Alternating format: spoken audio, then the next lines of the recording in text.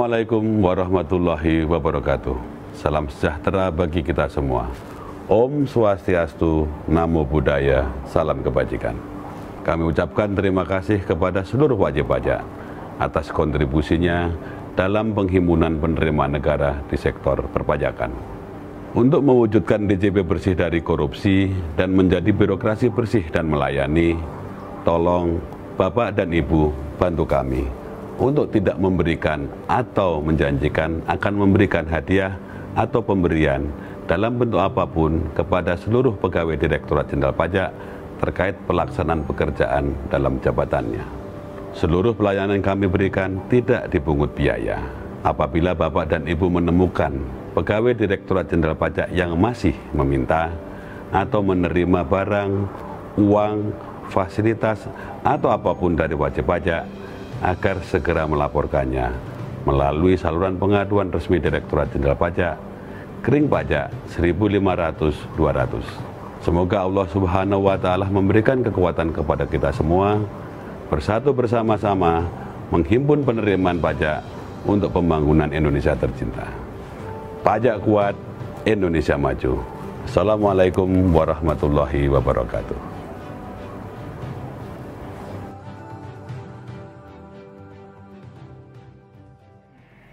Tidak mungkin DPR Komisi 11 akan membiarkan pemerintah membuat policy memberikan keringanan pada rakyat, namun prosesnya membebani. Jadi pemikirannya tidak hanya tujuan akhirnya, namun prosedurnya, mekanismenya, administrasinya juga harus sederhana, simple, dan efisien. Sehingga rakyat tidak terbebani untuk melaksanakan kewajiban membayar pajak. Dan dalam hal ini para petugas pajak juga tidak makin membuat ruwet perekonomian dan masyarakat yang biasanya menimbulkan ekses pada tata kelola. Pajak juga perlu untuk memberikan kepastian hukum dan harus memberi manfaat. Kalau bagian pertama tadi saya menyampaikan manfaatnya jelas. Kita membangun jalan, air bersih, sekolah, kesehatan, membantu masyarakat yang kesusahan. Apalagi kalau kita bicara tentang sekarang musim Desember Januari di mana terjadi bencana alam, itu semuanya menggunakan penerimaan pajak. Jadi azas manfaatnya sangat jelas. Dan juga ini untuk menjaga kepentingan nasional. Maka undang-undang HPP ini yang diatur dalam 9 bab nampaknya banyak, namun sebetulnya cukup sederhana, berisi dari mulai azas dan tujuannya, kemudian masuk pada bagian-bagian yang perlu diperbaiki.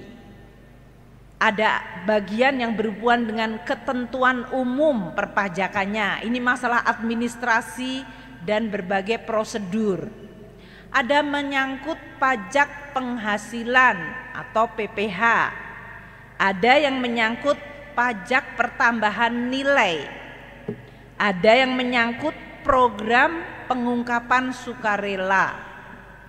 Ada juga yang menyangkut pajak karbon yang pertama kali di Indonesia dilakukan. Cukai juga masuk di dalam HPP ini karena cukai adalah perpajakan. Dan kita mengatur peraturan peralihan serta penutup. Jadi ini adalah bagian dari keseluruhan topik yang konsisten dengan satu hal, yaitu perpajakan. Tadi saya sudah menyampaikan azas dan tujuannya, yaitu membuat bagaimana kebijakan perpajakan yang adil, sederhana, efisien, memiliki kepastian hukum, manfaat, dan memiliki pemihakan pada kepentingan nasional. Kita akan masuk kepada bagian substansinya. Pertama, tata cara, administrasi prosedural. Di sini ada 5 hal, saya langsung masuk. Yang pertama, ini yang sering masuk di dalam media sosial karena gampang headline-nya atau kepala beritanya itu menarik masyarakat karena hampir semua masyarakat pasti punya NIK. Dituliskan NIK menggantikan NPWP, nomor pokok wajib pajak. Jadi kemudian sesudah judulnya dikasih cerita sedikit yang sering salah dan menyesatkan. Oh, jadi mulai sekarang pemerintah dan DPR setuju semua orang harus bayar pajak. Yang punya NIK, mau mahasiswa, mau nggak punya pendapatan, harus bayar pajak karena menjadi nomor pokok wajib pajak.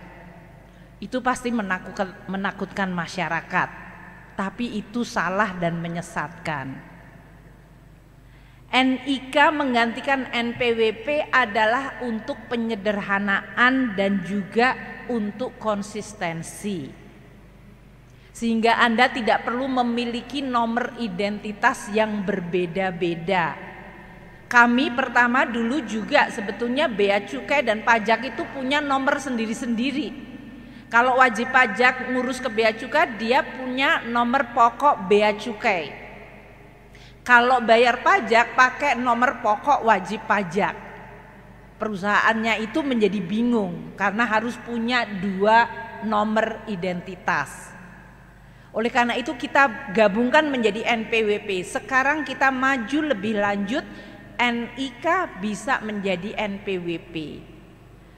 Apakah itu artinya semua harus membayar pajak? Nah, kalau Anda nggak punya pendapatan, Anda nggak bayar pajak.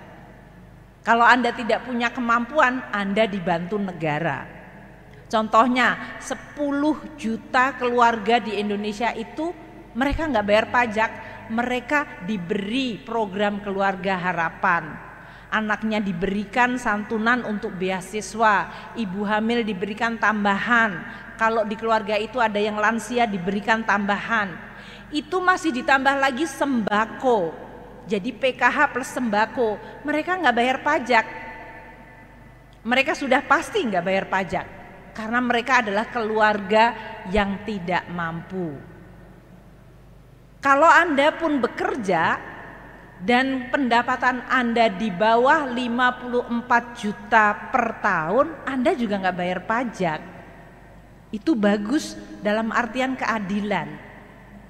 Tapi kalau pendapatan Anda 20 juta sebulan, itu berarti 240 juta per tahun, ya pantas-pantasnya bayar pajak.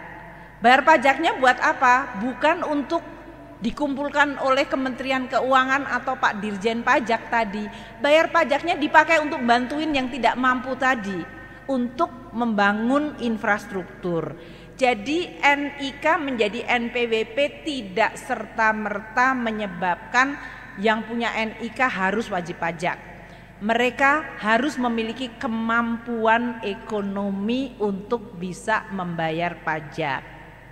Di dalam yang bagian pertama ini juga Undang-Undang HPP menyederhanakan sanksi.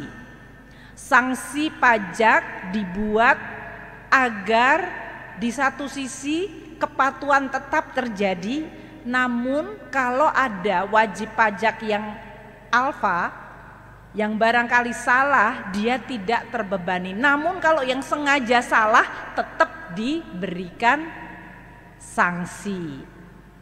Sanksinya apa? Pertama, kalau dia tidak membayar pajak, maka sanksinya sama dengan berapa nilai uang yang hilang itu. Makanya berdasarkan suku bunga yang berlaku. Kalau dia menunda pembayaran pajaknya, harusnya dia bayar tahun 2018 dan dia kemudian sembunyikan pajaknya, tidak dibayarkan. Ketahuan tahun 2020, maka dia harus membayar kewajiban 2018 plus beban bunganya, karena harusnya uang itu diterima negara tahun 2018.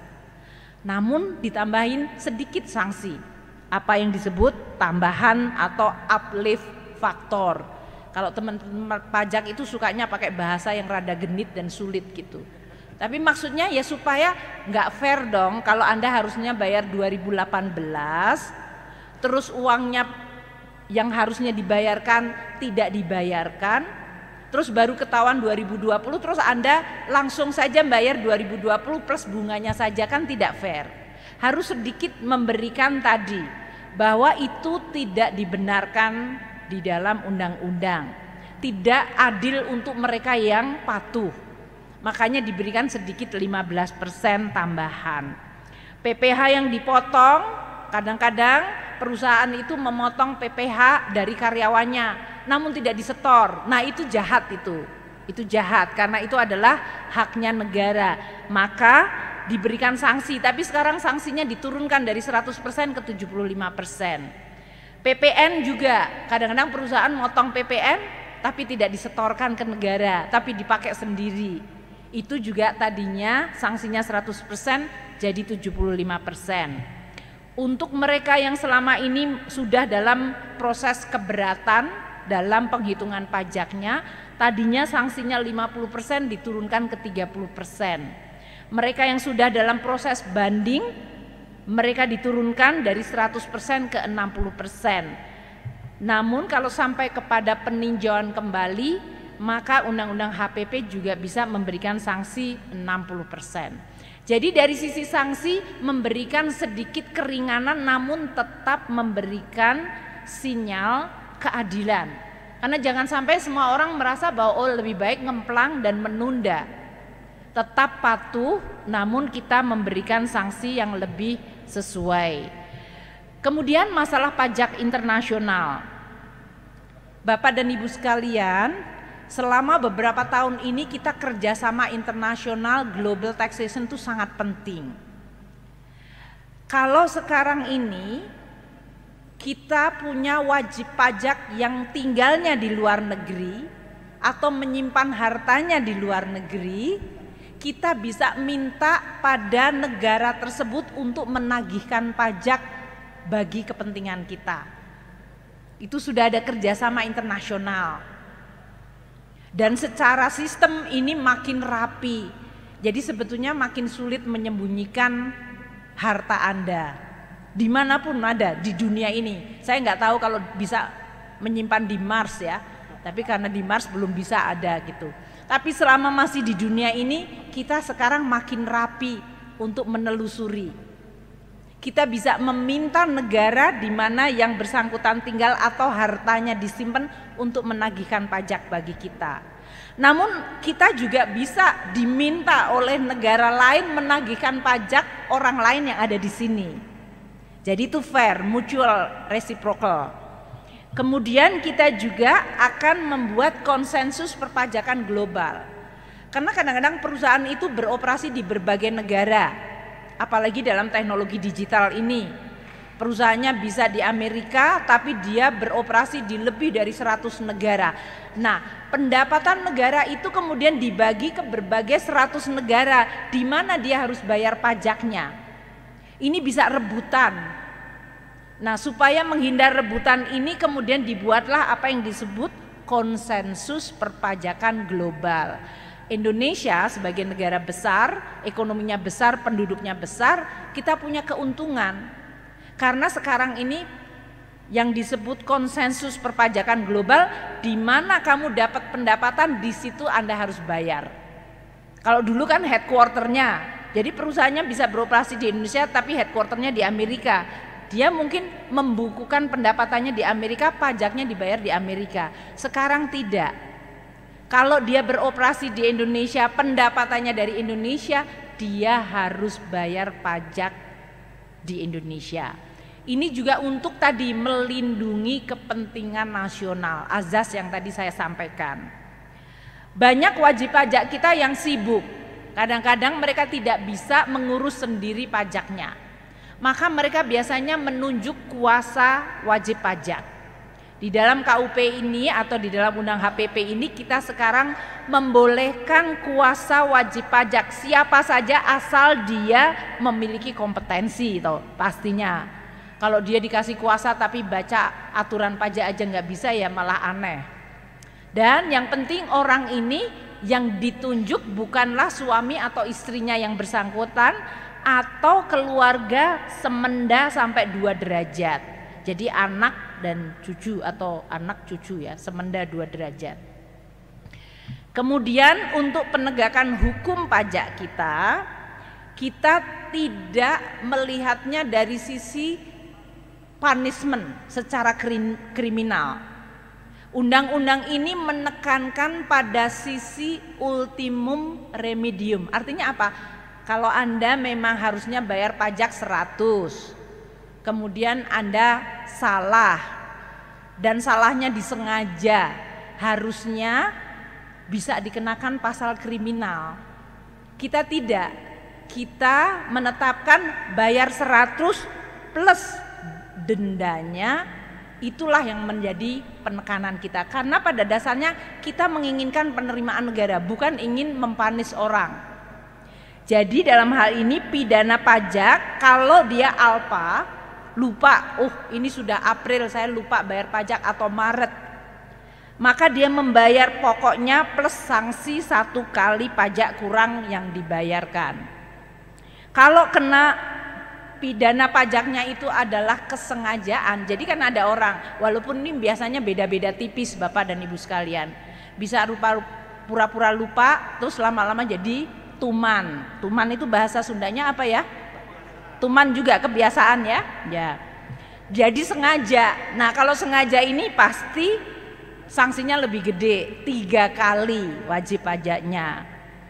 Dan kalau pidana membuat faktur pajak palsu 4 kali. Kalau ini udah kriminal beneran ini.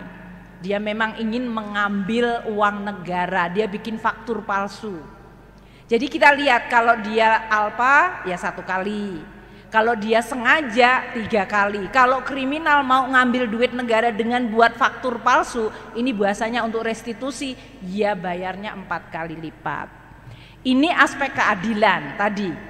Yang memang tidak salah ya tidak diapa-apakan atau dilindungi, yang salah harus diberikan langkah.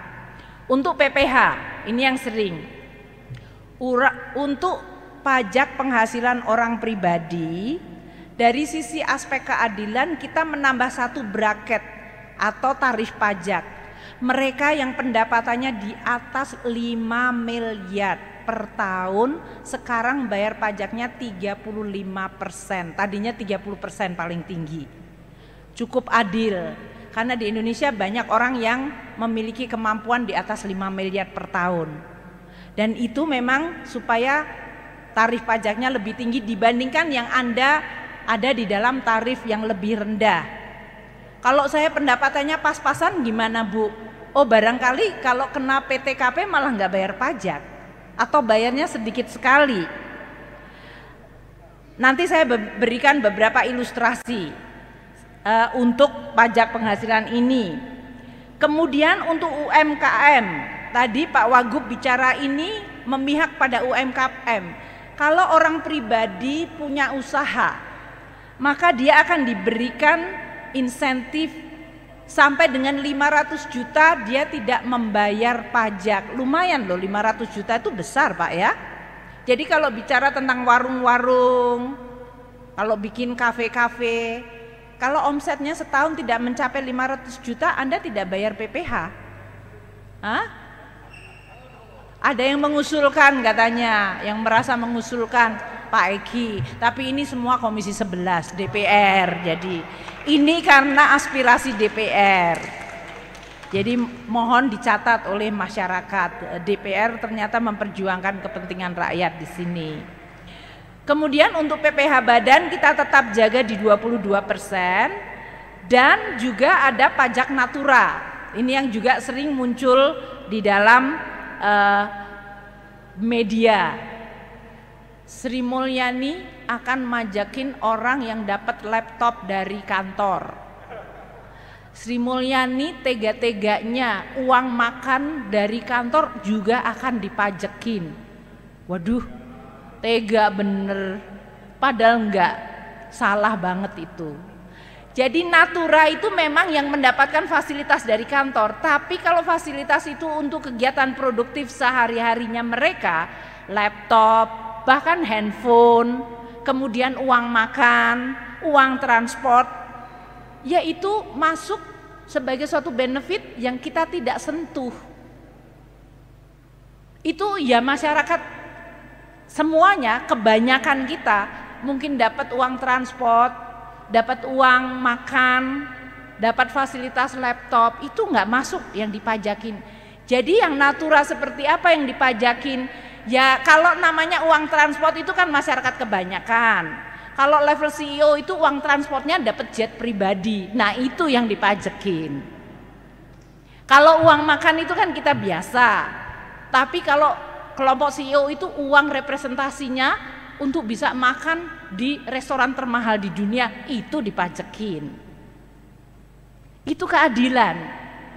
Karena memang levelnya beda banget.